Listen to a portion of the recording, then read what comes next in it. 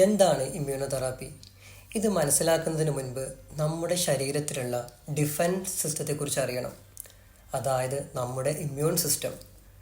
എങ്ങനെയാണോ പട്ടാളക്കാർ രാജ്യത്തിൻ്റെ അതിർത്തി സംരക്ഷിക്കുന്നത്, അതുപോലെ തന്നെ നമ്മുടെ ശരീരത്തെ ശത്രുക്കളിൽ നിന്നും സംരക്ഷിച്ചു നിർത്തുന്ന നമ്മുടെ ഇമ്മ്യൂൺ സിസ്റ്റം.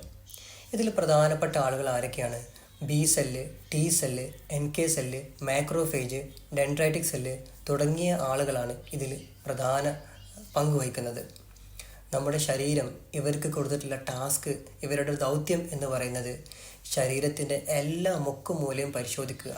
അസാധാരണമായിട്ട് എന്തെങ്കിലും കണ്ടെത്തി കഴിഞ്ഞാൽ ഉടനെ നശിപ്പിച്ച് കളയുക.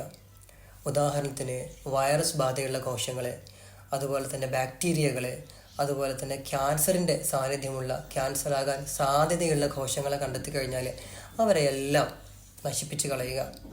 നമ്മുടെ ശരീരത്തിൽ ക്യാൻസർ ആകാൻ സാധ്യതയുള്ള ഒരുപാട് കോശങ്ങൾ പലപ്പോഴായിട്ടും ഉണ്ടാകുന്നുണ്ട്. യഥാർത്ഥ സമയത്ത് ഇവരെ നശിപ്പിക്കുന്നത് കൊണ്ട് പിന്നീട് അപകടകരമായ അവസ്ഥയിലേക്ക് അവർ വരുന്നില്ല എന്ന് മാത്രം. അപ്പോൾ ഇത്രയും പവർ